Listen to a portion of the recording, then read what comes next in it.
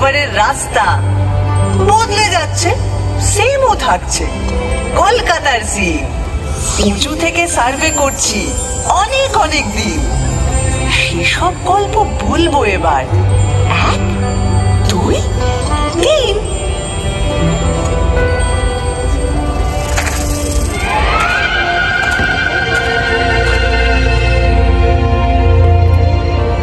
আমায় নিয়ে পট এঁকেছে, এখন হচ্ছে মিম। বয়স হলো 300, 400, 1000 খানেক দিন। কি বলবে আর কি বলবে না, যদিও মেয়েটা ভালোই চেনা, তবু নিজেও ঘুরতে এলাম, দুজন মিলে টিম।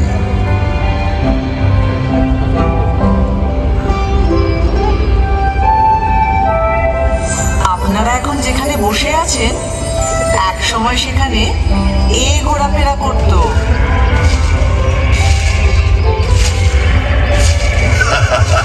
কোথায় জুরাসিক পার্ক আর কোথায় পার্ক স্ট্রিট।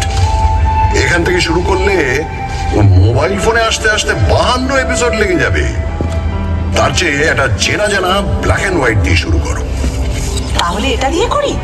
একটা গাড়ি সা করে বেরিয়ে এলো 38-2 এলগিন রোডের বাড়ি থেকে 1941 সালের 16 জানুয়ারি রাত্রে, এবং সোজা ঢুকে পড়ল বাঙালি রাস্তার ভেতর। না না না না না, নেতাজি সুভাষচন্দ্র বসু তার আগেই কলকাতার আত্মায় ছিলেন। উনি তো 1930-এ কলকাতার মেয়র হয়েছিলেন। কংগ্রেসের প্রেসিডেন্ট হয়ে তিনি ভারতের আত্মায়। তবে ব্রিটিশদের চোখে এক মন ধুলো দিয়ে ওই মহা নিষ্ক্রমণ। 3-4 রকম ছদ্মবেশ, একেবারে থ্রিলার। তার উপরে আক্ষরিক অর্থেই তিনি মৃত্যুহীন। এরকম সুপার হিরো কলকাতা আর পায়নি।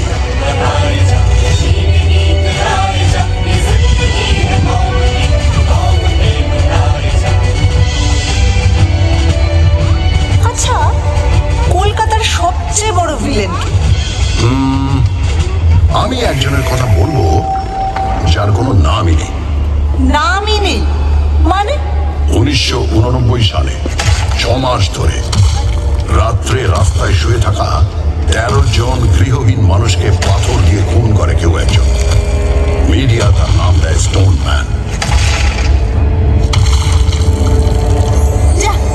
এত মর্বিড জিনিস ইতিহাস শুরু হবে? আমার মনে হয় সেরা ভিলেন হলেন অমিতাভ বচ্চন। অমিতাভ বচ্চন কেন? বারে তিনি কলকাতায় চাকরি করলেন, নাটক করলেন, আর সিনেমাটা কিনা মুম্বাইতে গিয়ে করতে হলো। কি হতো বাংলা সিনেমার নায়ক হলে? সে তো ক্লিফ রিচার্ডও ছোটবেলায় কলকাতায় ছিলেন, মানে হাওড়ায়, কিন্তু সে তো একই হলো। অত বড় একটা গায়ক এখানে থাকলে হয়তো সুমন চ্যাটার্জির মতো জীবনমুখী শুরু করে দিতেন।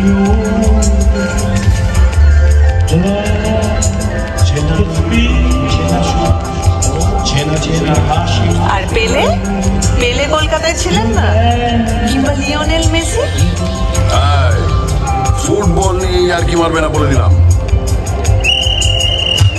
1911 সালে আইএফএ শিল্ডের ফাইনালে 2-1 গোলে মোহনবাগান হারিয়ে দিল সাহেবলি ইস্ট ইয়র্কশায়ার রেজিমেন্টকে। ভাবা যায়, পরাধীন দেশে ইংরেজ টিমকে হারাচ্ছে একটা দল যার সকলে ভারতীয়। কলকাতার ইতিহাসে জল করছে সেই দিনটা। ওই সালেই কিন্তু ভারতের রাজধানী সরিয়ে নিয়ে যাওয়া হচ্ছে দিল্লিতে। তার আগে 139 বছর ধরে আমিই ছিলাম রাজধানী। ব্রিটিশ ভারতের মোস্ট ইম্পর্টেন্ট শহর। আরে তাতে লজ্জার কি? কিন্তু গর্বের ব্যাপার। কলকাতায় তখন স্বাধীনতা আন্দোলনের এমন ঝাঁজ ব্রিটিশরা সইতে পারছিল না। তাই 1905-এ ঠিক করলো বাংলাকে দুভাগ করে দেওয়া।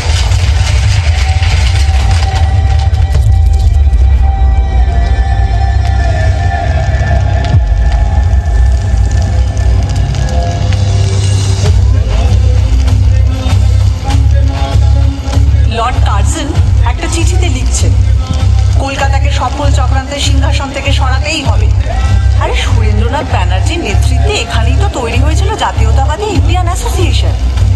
তারপরে এখানেই হয়েছিল অল ইন্ডিয়া ন্যাশনাল কনফারেন্স, আর সেই থেকেই তো কংগ্রেস। সাথে কি ব্রিটিশরা সুরেন্দ্রনাথকে বলতো সারেন্ডার নট? বঙ্গভঙ্গ তো করেই উঠতে পারলো না সাহেবরা প্রতিবাদের জন্য। হ্যাঁ, আর বছর 6 পরে রেগে মেগে রাজধানীটাই বদলে দিল। এতেই তো প্রমাণিত হয় তুমি একটা সাংঘাতিক জাগ্রত শহর, প্রতিবাদের শহর, যাকে কিনা ব্যঙ্গ করে একদিন বলা হবে মিছিল নগরী, এমনকি মুমূর্ষ নগরী। আচ্ছা মুশকিল হলো, তোমাকে তো লোকে সিটি অফ জয়ও বলে। ব্রিটিশদের সময় তোমাকে বলা হতো the second city of British empire, মানে লন্ডনের পরেই। সে তো পয়সার জন্যে। এখান থেকে ব্রিটিশদের কি মুনাফা, রাজস্ব আদায়, পাট বিক্রি, কোটি কোটি টাকা। কি মুশকিল, কলকাতার নিন্দে করলে ক্ষেপে উঠবে, আর কলকাতার প্রশংসা করলে নিজে নিন্দে করতে শুরু করবে, মানে তর্ক লাগাও, তাই না? সে তর্কাতর্কি আমার রক্তে।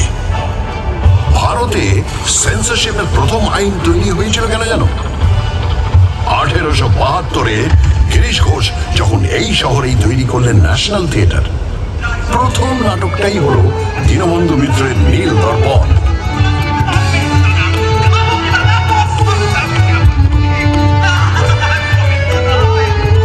বছর তিনেক বাদে যখন এই দল সারা ভারত ট্যুর করছে, লখনৌতে নাটকটা হচ্ছে।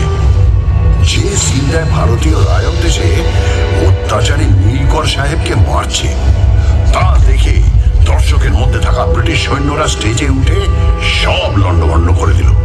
তারপরের বছর প্রিন্স অফ ওয়েলস কলকাতায় এসেছিলেন, তাকে অভ্যর্থনা করা নিয়ে ব্যঙ্গ নাটক। আবার অত্যাচারী পুলিশ কমিশনারকে নিয়ে স্যাটায়ার। ব্যাস, ড্রামাটিক পারফরমেন্স অ্যাক্ট, সেন্সরের খাড়া। শোনো শোনো, যার সেন্স বেশি তার পেছনে সেন্সর লাগবেই। এটা ভালো বলেছ। 1870-এ যখন জেমস হিকি এখান থেকে প্রকাশ করলেন ভারতের প্রথম খবরের কাগজ দ্য বেঙ্গল গেজেট, সেখানে তিনি লর্ড হেস্টিংসের স্ত্রী লেডি হেস্টিংসের কাজকর্ম নিয়ে অব্দি সাংঘাতিক নিম্নবন্ধ করে লেখা লিখতেন। আর এখনো লিটল ম্যাগাজিনেরা সমস্ত এস্টাবলিশমেন্টকে নিয়ে সেইভাবেই সমালোচনা করে। সারাদিন প্রতিবাদ, রাত অথরিটিকে ব্যঙ্গ, এগুলো পেটে গজগজ করে বলে কলকাতার লোকের লিভার খারাপ। মোটেই নয়, সব লিভার খারাপ নয়। এই হাওড়া ব্রিজ, সেটা তো ক্যান্টিলিভার, 1943 থেকে দাঁড়িয়ে আছে।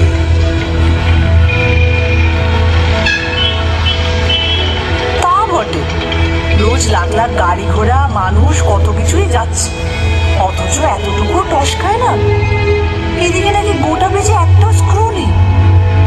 ওই জন্যই যাদের মাথার স্ক্রু ঢিলে তারা প্রায় হাওড়া ব্রিজের মাথায় চড়ে বসে। ওখান থেকে ভিউটা ইমাজিন করতে পারছো? আরে বাবা, আমি পারবো না। বছরের পর বছর ভিক্টোরিয়া মেমোরিয়ালের টঙে ডানা মেলে ঠাঁই দাঁড়িয়ে কলকাতার মানুষের প্রেম দেখেছি, খুনসুটি দেখেছি।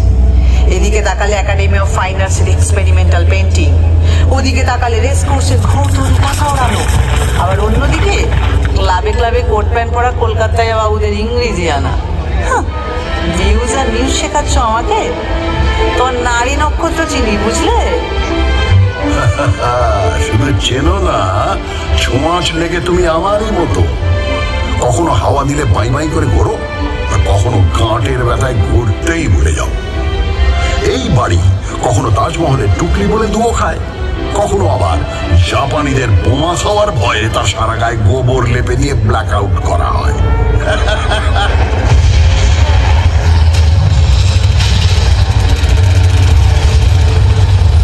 কত হাসির তো কিছু নেই, তোমার মুখে তো কঙ্কালির পোঁছ নেই বাবু। ওই দ্বিতীয় বিশ্বযুদ্ধের সময় যখন তোমার রাস্তায় শুয়ে খিদের জ্বালায় শয় শয় লোক মরেছে, আর অন্য লোকেরা তাদের ডিঙিয়ে নির্দ্বিধায় অফিস করেছে, আড্ডা মারতে গেছে, ফ্যান দাও ফ্যান দাও চিৎকার চাপা দিতে দরজা জানলা বন্ধ করে গ্রামাফোনের গান শুনেছে, তখন কোথায় ছিল তোমার প্রতিবাদী ফটর ফটর? দেখো, যা করার অনেকটাই করা হয়নি, কিন্তু পাড়ায় পাড়ায় লঙ্গরখানা খোলা হয়েছিল, সে তো ঠিক। আর দুর্ভিক্ষটা সরকার, রাজনীতিবিদ, আমলাদেরও তৈরি। স্বয়ং উইনস্টন চার্চিল সে দায় এড়াতে পারেন না অতগুলো লোকের মৃত্যুর, যাদের সম্পর্কে তিনি বলেছিলেন, এমনি না খেতে পাওয়া বাঙালিরা আরেকটু না খেতে পেলে বিরাট ক্ষতি নেই। সেটাও মনে রেখো। এও মনে রেখো, বিজন ভট্টাচার্যের অসামান্য নবান্ন নাটক অভিনীত হয়েছিল এই দুর্ভিক্ষ নিয়েই, এই শহরে। 1942-এ তৈরি হওয়া আইপিটি, ইন্ডিয়ান পিপলস থিয়েটার অ্যাসোসিয়েশন, ছিল বামপন্থী শিল্পীদের সংগঠন, যা থেকে কলকাতায় কত মণিমুক্ত জন্ম হয়েছে তার ইয়ত্তা।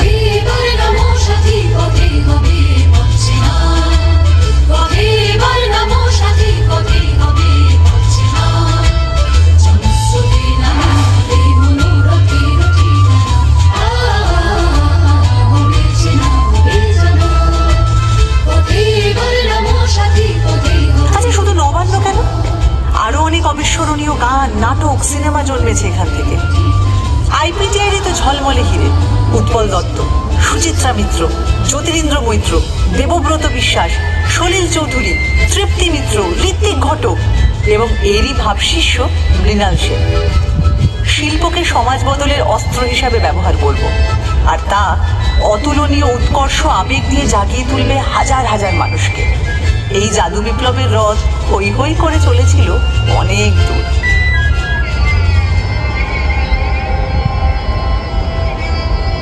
43-এর দুর্ভিক্ষের প্রায় 170 বছর আগে, তখনও তুমি জন্মাওনি।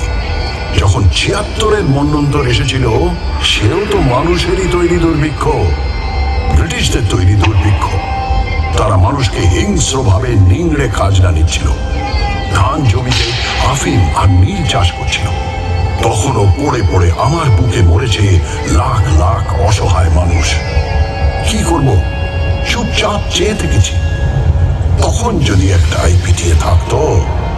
তোমার ইতিহাস তো জেগে থাকার ইতিহাস, ঘুমিয়ে থাকারও ইতিহাস। 19 শতকে বাবুরা যখন কাঁড়ি কাঁড়ি টাকা খরচা করে বেড়ালের বিয়ে দিচ্ছিল, যখন গোলাপ জলে জল শৌচ চলছিল, তখন তুমি কেমন ছিলে বাবু? আধা ঘুমন্ত ঢুলছিলে। আমারে ফ্রড করি প্রাণ কৃষ্ণ কোথায় গেলি? আমারে ফ্রড করি প্রাণ কৃষ্ণ কোথায় গেলি?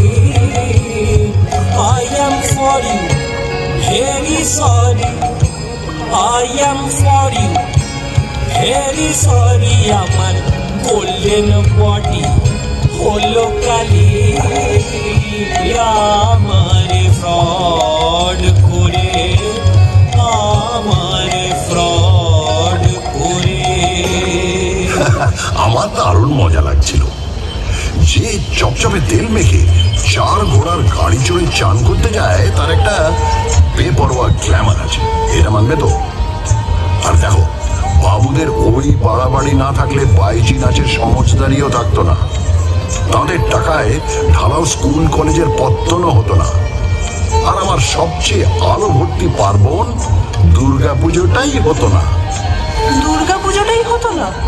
ওমা, কেন? আরে শোভাবাজারের বাবু নবকৃষ্ণ দেব মাদ্রাসা তৈরির জন্য প্রচুর টাকা দিয়েছেন, রাস্তা তৈরি করে দিয়েছেন, সারা দেশ থেকে গায়ক বাজনদার এনে বিশাল সঙ্গীত সম্মেলন করেছেন। আবার পলাশির যুদ্ধের সময় তিনি সিরাজের বিরুদ্ধে চক্রান্তে শুধু সামিলই ছিলেন তাই না, যুদ্ধ জয় উপলক্ষে বিরাট দুর্গাপুজো করেছিলেন। সেটাই তো দুর্গাপুজোকে একটা বড় পার্বণ হিসেবে আমাদের সমাজে প্রতিষ্ঠিত করলো। এ তো ভারী গোলমেলে ব্যাপার। যে লোক বাংলাকে ইংরেজের হাতে তুলে দিল, সেই লোকই আবার দুর্গাপুজো চালু করলো। একদম। বাংলা ইংরেজদের হাতে কিন্তু যেত না যদি সিরাজউদ্দৌলা 1756 বিশাল বাহিনী নিয়ে আমায় আক্রমণ না করতেন। উনি ইস্ট ইন্ডিয়া কোম্পানির সেনাদের গুড়িয়ে না দিলে ইংরেজরা চট করে একজন নবাবের বিরুদ্ধে ওভাবে যুদ্ধে নামত না। যুদ্ধে নামতো ঠিক, শুধু প্রপার নামগুলো বদলে যেত। ওরা দখল না নিয়ে ছাড়ার জাত নয়।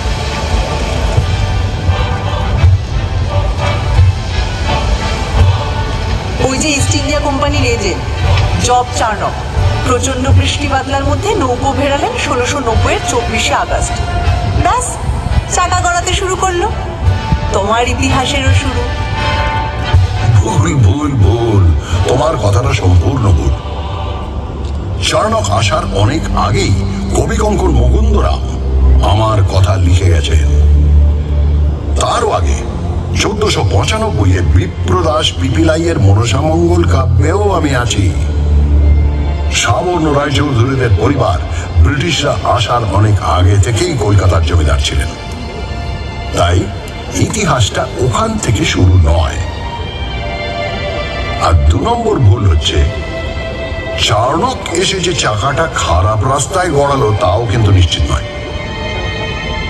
রামমোহন রায় সতীদাহ বন্ধ করলেন ঠিকই, কিন্তু অত বড় কাজটা কি করতে পারতেন যদি লর্ড বেন্টিঙ্ক কিনা সাহায্য করতেন? মাইকেল মধুসূদন দত্ত কি বাংলা কাব্যের বাঁক বদল ঘটাতে পারতেন যদি মিল্টনের প্রভাব না পড়তো? আর বঙ্কিমচন্দ্র, উনি কি বাংলায় প্রথম উপন্যাস লিখতে পারতেন যদি ওয়াল্টার স্কট না পড়া থাকতো? সবশেষে বলি, ঈশ্বরচন্দ্র বিদ্যাসাগর কি বিধবা বিবাহ চালু করতে পারতেন যদি ব্রিটিশরা পাশে না দাঁড়াতো? কি হাবি যাবি বকছো? মনে রেখো, শহীদ ক্ষুদিরাম বসুর মরদেহ তোমার রাস্তা দিয়ে নিয়ে যাওয়ার সময় হাজার হাজার লোক ফুল ছুঁড়েছে। তোমার রাইটার্স বিল্ডিং এ অত্যাচারী ব্রিটিশকে গুলি করার পর আত্মঘাতী হয়েছেন বিনয়, বাদল, দীনেশ। তোমার এক বিখ্যাত ব্যারিস্টার চিত্তরঞ্জন দাস, যার কাপড় কেচে আসতো প্যারিস থেকে, নিজের সব ইউরোপীয় পোশাক পুড়িয়ে দিয়ে খাদি ধারণ করেছিলেন। আর তিনি আলিপুর বোমা মামলায় যাকে ছাড়িয়ে এনেছিলেন, সেই অরবিন্দ ঘোষ তো ছিলেন পোয়েট অফ পেট্রিয়টিজম। আরে বাবা, তুমি বিপ্লবী সংগঠন অনুশীলন সমিতির শহর।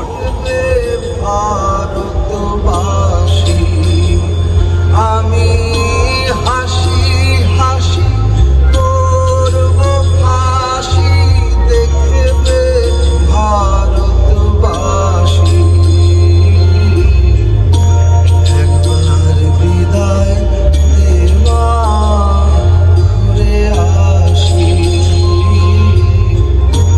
একবার বিদায় দে মা, ঘুরে আসি।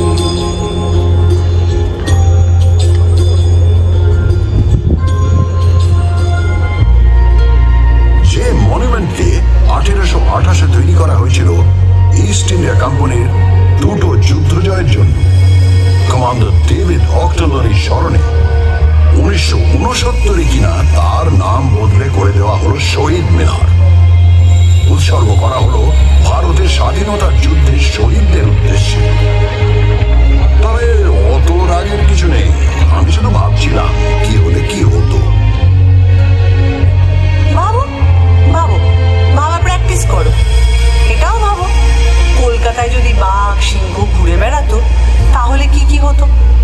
আরে কলকাতার বাঘ তো বিখ্যাত, বাংলার বাঘ তো কলকাতাতেই থাকতেন। 1857 সালে হওয়া কলকাতা বিশ্ববিদ্যালয়কে বছর 50 পরে দায়িত্ব নিয়ে একেবারে নতুন রূপ দিয়েছিলেন এই বাঘ, আশুতোষ মুখোপাধ্যায়। আর সিংহ? হ্যাঁ, সিংহ তো ছিল, কালী প্রসন্ন সিংহ, যিনি এক হাতে অনুবাদ করেছেন মহাভারত আর অন্য হাতে আমায় নিয়ে লিখেছেন হুতম বেচার নকশা। আচ্ছা, বাঘ সিংহ তো বুঝলাম, আর গন্ডার? হ্যাঁ, গন্ডারও আছে। গন্ডার হচ্ছে তারা যাদের চামড়া ভেদ করে কলকাতার অবিশ্বাস্য মনীষীদের কথাগুলো ঢোকেইনি। রামমোহন রায় তাদের কাছে পাটকেল খেয়েছেন, আর বিদ্যাসাগরকে নিয়ে তো ব্যঙ্গ করে গান বেঁধে ঘুরে ঘুরেও গিয়েছেন তারা। এগুলো বরং প্রমাণ করে ওরা সময়ের চেয়ে কত এগিয়েছিলেন। বিবেকানন্দকে শুনতে হয়েছে তিনি নাকি সন্ন্যাসীই নন, ম্লেচ্ছ দেশে যান, মাংস খান, অথচ তিনি শিকাগোয় গিয়ে ভারতের জয়ধ্বজা উড়িয়ে এলেন অসামান্য বক্তৃতায়। তার গুরু রামকৃষ্ণকে শুনতে হয়েছে তিনি নিরক্ষর, আর তিনি তার সহজাত বোধ ও ধর্মজ্ঞানের ছটায় চারপাশে জড়ো করে এনেছেন শ্রেষ্ঠ মনীষীদের। তার যত মত তত পথ শুধু ধর্ম নয়, শহর কলকাতার জীবনযাপনেরও দর্শন।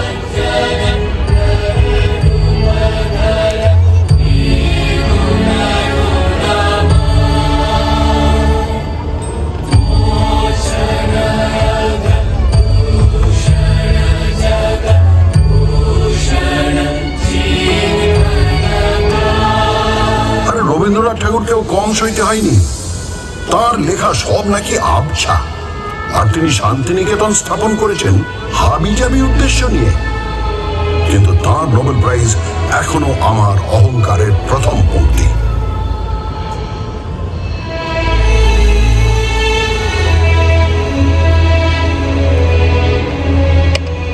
আমি রাজধানী পদ থেকে 1911 খসে পড়লাম, কিন্তু 2 বছর পরেই আমার মাথায় এমন মুকুট উঠল যার ঝলমলানি তামার নয়।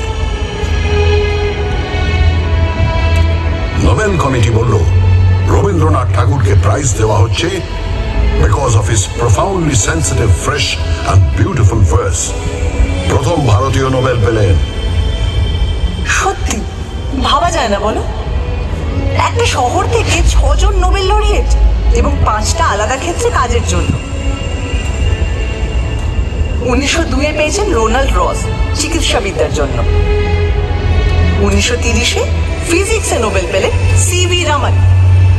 1979-তে মাদার টেরেসা পেলেন নোবেল শান্তি পুরস্কার। 1998-তে পেলেন অমর্ত্য সেন ইকোনমিক্সে। আবারও 2019-এ পেলেন অভিজিৎ বিনায়ক বন্দ্যোপাধ্যায়, এবারও ইকোনমিক্সে।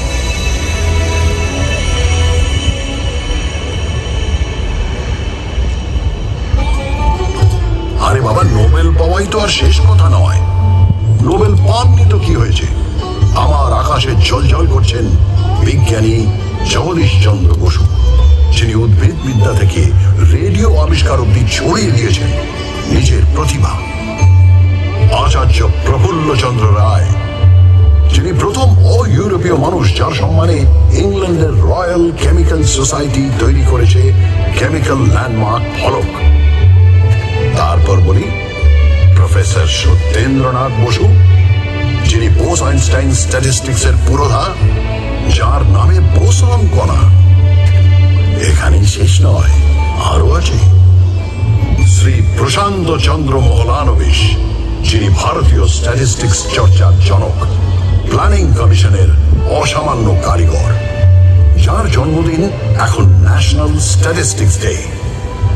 তাই তুমি থামো তো, এত বিজ্ঞানীদের মেলা বসে গেছে যেখানে, সেটা কিন্তু অবৈজ্ঞানিক হুজুগেরও আঁকড়া। 1857 সাল কলকাতা এলো মরা ফেরার হুজুগ। কেউ বলল এবছর যত লোক মারা গেছে তারা সবাই কালী পুজোর রাতে ফিরে আসবে। কেউ বলল না না না না না, গত 10 বছরে যত লোক মারা গেছে তারা সবাই 15ই কার্তিক ফিরে আসবে। সারা শহরে হইচই পড়ে গেল। প্রচুর লোক অপেক্ষা করতে লাগলো তাদের মৃত আত্মীয়দের জন্য। গানও বাঁধা হলো, মরা মানুষ ফিরে এসেছে, দেখে এলাম রানাঘাটে ভাসতে ভাসতে আসতেছে, গলা সরু পেট মোটা, জল খেয়ে হয়েছে সোটা, ইত্যাদি ইত্যাদি। হ্যাঁ, কিন্তু 1979-র হুজুগটাও খারাপ নয়। আমেরিকার পাঠানো স্যাটেলাইট স্কাইল্যাব নাকি ভেঙে পড়বে। সবাই পারলে আকাশের দিকে তাকিয়ে হাঁটে, কেউ কেউ হেলমেট পরে সারাদিন ঘুরত।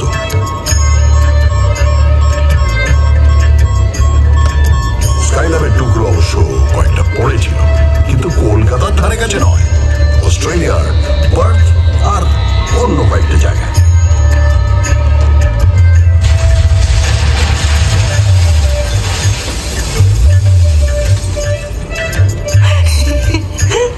আমি বলি কি, সব সেরা হুজুগ হলো গণেশের দুধ খাওয়া। 1995 সালে এক দুপুরে হঠাৎ নাকি গণেশ দুধ খেতে লাগলেন। মন্দিরের গণেশ, ক্যালেন্ডারের গণেশ, ঘুলঘুলির গণেশ, কেউ বাদ নেই। পড়ি মরি করে সবাই দুধ নিয়ে ছুটতে লাগলো। এমন মিরাকেল থেকে বাদ পড়ে গেলে পুণ্যের কোটায় কম পড়ে যাবে যে। তাদের গায়ে নিশ্চয়ই তিরোজিওর অদৃশ্য ঘুষি পড়েছিল। একটা 17 বছরের অ্যাংলো ইন্ডিয়ান ছেলে হিন্দু কলেজে ইংরেজি পড়াতে এসে তার ছাত্রদের শেখাচ্ছে তর্ক করো, যাচাই করো, যুক্তিবাদী হও, প্রথাকে চ্যালেঞ্জ করো। আর সেই ছাত্ররা, বলা ভালো শিষ্যরা, ইয়াং বেঙ্গল হয়ে তখন দিকে দিকে ছড়িয়ে পড়ছে, সমাজ বদলানোর চেষ্টা করছে। এও তো এখানেই হয়েছিল। তারা যেরকম গোড়া ব্রাহ্মণদের ঝাঁকুনি দিয়ে সমাজটাকে শোধরানোর চেষ্টা করত, 70-এর দশকেও একদল ছেলেপুলে নকশাল আন্দোলনের মাধ্যমে সেরকমই একটা ধাক্কা দেওয়ার চেষ্টা করল, কিন্তু বুলেট আর বোমার প্রতিক্রিয়াও ভীষণ মারাত্মক। আর তখনকার রাজনীতিও ছিল অনেক ঘোর প্যাঁচওয়ালা। রাত্রি জুড়ে বোমা আর পুলিশের জিপের শব্দ, আর দিনের বেলা গঙ্গা জুড়ে উজ্জ্বল যুবকদের লাশ ভেসে যাওয়া দৃশ্য। তোমার গায়ে অনেক গরম রক্ত ছিটকে পড়েছিল। আদর্শ প্রথা সব হারিয়ে গেছিল নতুন নতুন মুখোশের আড়ালে।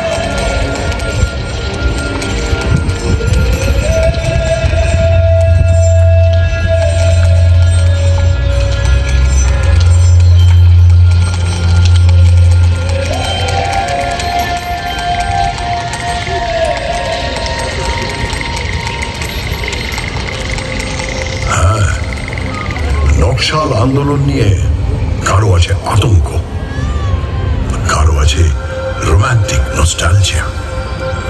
চীনের চেয়ারম্যান আমাদের চেয়ারম্যান, এই স্লোগান নিয়ে একটু মুখ টিপে হাসিও আছে। কিন্তু কেনই বা এখান থেকে কেউ চীনের নেতাকে ঘিরে সংগ্রাম করে তুলবে না? কেন ওই কথা বলবে না? কলকাতাকে বিশ্ব নাগরিকতার কেন্দ্র নয়? দেখো, সে তো হিন্দু কলেজটাই একটা বিরাট স্টেটমেন্ট। ইংরেজি ভাষা শিখতে হবে, পাশ্চাত্য সংস্কৃতি বুঝতে হবে, তাকে নিজেদের সংস্কৃতির সঙ্গে মেলাতে হবে, এরকম একটা ভাবনা নিয়ে যে স্কুল করা দরকার, তা ভারতে অন্য প্রান্তে কেউ তো ভেবে বের করতে পারেনি। সাহেব আর বাঙালি মিলেমিশে 1817 সালে এমন একটা কাজ করলো যা না থাকলে বেঙ্গল রেনেসাই হতো না।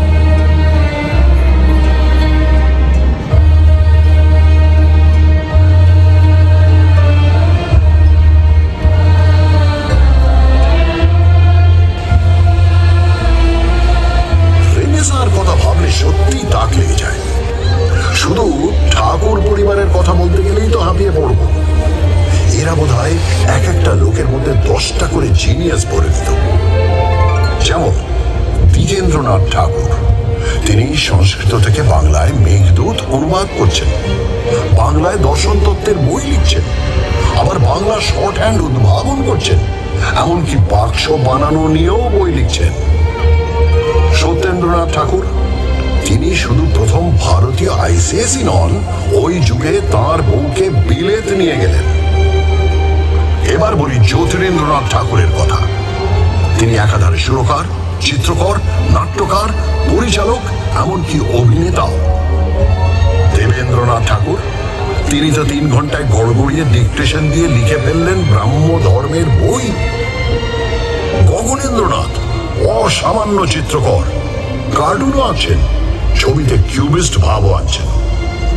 আর অবনীন্দ্রনাথ ঠাকুর, তার আঁকা ছবি আর লেখা গল্প, এই দুই বাংলা সংস্কৃতির বিস্ময়।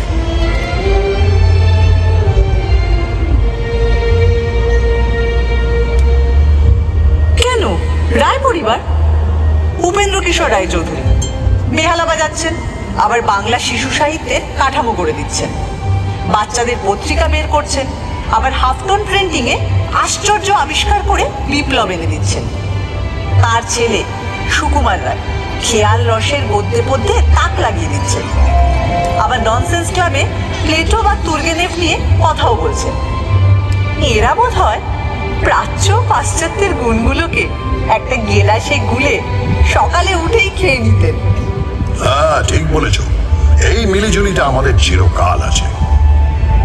1835-এ মেডিকেল কলেজও তো স্থাপিত হয় এখানকার লোককে পাশ্চাত্য ডাক্তারি রীতিতে শিক্ষিত করে তোলার জন্য।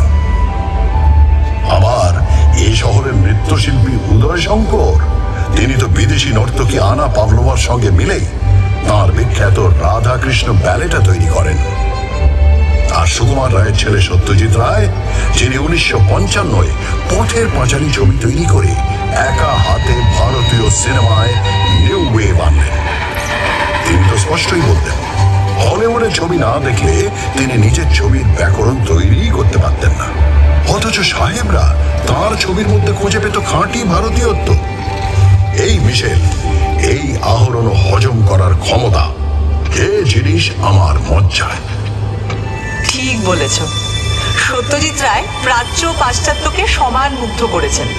আর এই জন্যই 1992 সালে তিনি পেলেন লাইফ টাইম অ্যাচিভমেন্ট অস্কার পুরস্কার।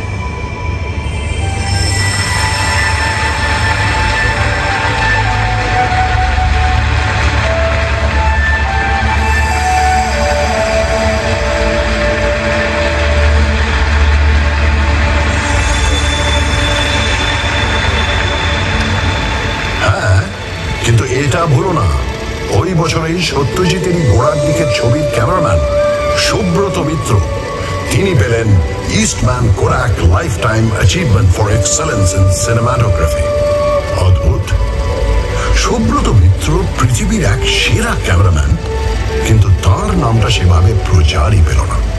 এই আনসাং হিরোদের নিয়ে তোমার এই হইচইটা একটু বোঝাও তো, এটা আদিক্ষেতা না উদারতা? আমি না ঠিক আন্দাজ করতে পারি না। কারণ নামে প্রশংসা করলে কলকাতায় এরা তক্ষুনি আরেকটা নাম পকেট থেকে ফস করে বের করে বলে উনি তো দর পেলেন না কিন্তু মহান ছিলেন। হ্যাঁ, বলবো নয় বা কেন? কলকাতার মানুষ যেমন জয়ীকে নিয়ে নাচানাচি করে, তেমনি তথাকথিত পরাজিতকেও তার মূল্য দিতে জানে। যিনি প্রাইজ পাননি, অখ্যাতি নিয়ে মারা গেছেন, তাকেও পুজো করতে জানে।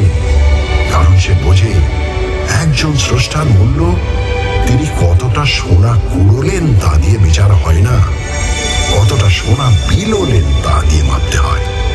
তাই রবীন্দ্রনাথ যতদিন, জীবনানন্দ দাশ ততদিন, সত্যজিৎ রায় যতদিন, ঋত্বিক ঘটক ততদিন, সৌম্যমিত্র যতদিন, বাদল সরকার ততদিন, সুনীল গঙ্গোপাধ্যায় যতদিন, কমল কুমার মজুমদার ততদিন, পঙ্কজ রায়কে আমরা মাথায় তুলে রাখি, শুটে ব্যানার্জিকেও, হেমন্ত মান্না সন্ধ্যাকেও সিংহাসন দেব, সুচিত্রা মিত্র, কণিকা বন্দ্যোপাধ্যায়কেও কুর্নিশ জানাবো, সঙ্গে নির্মলা মিশ্র, প্রতিমা বন্দ্যোপাধ্যায়কেও, নিখিল ব্যানার্জির সেতারে বুঁদ থাকবো।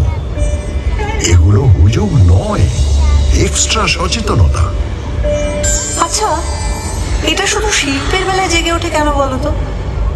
যখন 1947-এ দেশভাগের পর উদ্বাস্তুরা দলে দলে এসে পৌঁছলো এই শহরে, তখন সেই মানুষগুলোকে, সেই মুহূর্তের পরাজিতদের মুখে টেনে নিতে এত অনীহা কেন? তখন তাদের বিদ্রুপ কেন, অবহেলা কেন, বলতে পারো? সে হয়তো গোড়ার দিকে ছিল, তারপর যতই ঘটি বাঙাল লড়াই ফুটবলের মাঠে থাকুক আর রান্নার পাতে থাকুক, সবাই মিলেমিশে এক হয়ে গেছে, এতে তো সন্দেহ নেই। এতেও সন্দেহ নেই যে এই উদ্বাস্তুদের যথোচিত সম্মান দিয়ে তাদের থাকা খাওয়ার সংগ্রামে পাশে দাঁড়ানোর কাজ করেছিল বলে বাম রাজনীতি একসময় অনেকখানি মিশে গিয়েছিল আমার ডিএনএতে। উদ্বাস্তুরা তো আবারও এসেছে বাংলাদেশের মুক্তিযুদ্ধের সময় 1971-এ, এখনো অনেকে আসছেন। কলকাতা তো কাউকে ফেরায় না। তা ঠিক, শেষমেশ সবাইকে নিয়ে কাবাব খায় বা বিরিয়ানি। এই যে দুটো নাম বললে, এই খাবারগুলোই কলকাতায় আসতো না যদি না আরেক পরাজিতকে কলকাতা সসম্মানে ঠাঁই দিত। সেটা আবার কিরকম? ওয়াজেদ আলী শাহ, আওধের নবাব।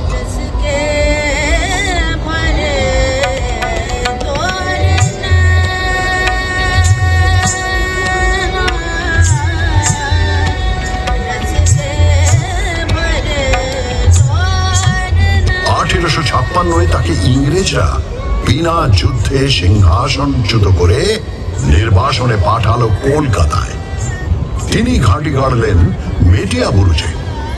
চালে চলনে, পোশাকে আশাকে আর অবশ্যই খাবারে মেটিয়া বুরুজ হয়ে উঠল ছোটা লখনৌ।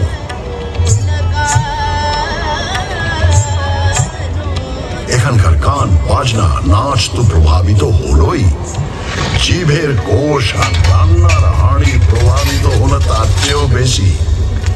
এখন যে কলকাতার রাস্তায় ধারে ধারে কাবাব আর বিরিয়ানির দোকান, তার মূলে ওই অগৌরবের নির্বাসন।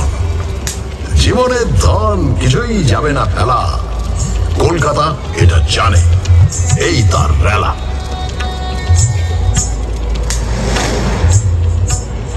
এই রেলা টেলা কোথায় চলে যায় যখন 1946-এর দাঙ্গার কথা মনে পড়ে যায়। সেই হিন্দু মুসলিম দাঙ্গা প্রায় 1 সপ্তাহ ধরে চলেছিল।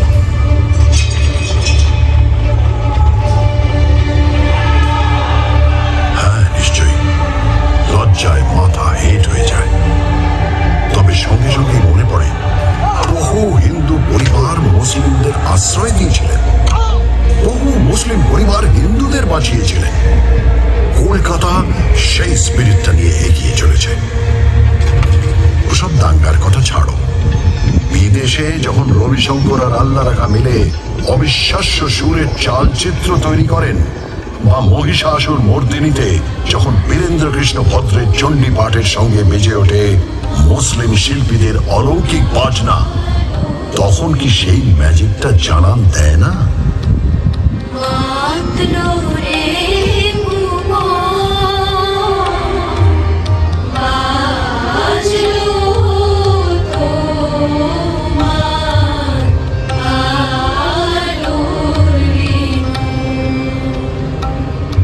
জানো, আমার না মনে পড়ে গেল ম্যাজিশিয়ান পিসি সরকারের কথা। একবার নাকি তার ম্যাজিক দেখতে সবাই এসেছে, কিন্তু 10 মিনিট হয়ে গেছে ম্যাজিশিয়ানের আসার নামই নেই। সবাই অস্থির, অধৈর্য। হঠাৎ সবাই শুনতে পেল হিয়ার আই অ্যাম। চমকে তাকিয়ে দেখলো মঞ্চে তিনি বললেন, ঠিক সময় তো এসেছি, ঘড়িটা দেখুন তো।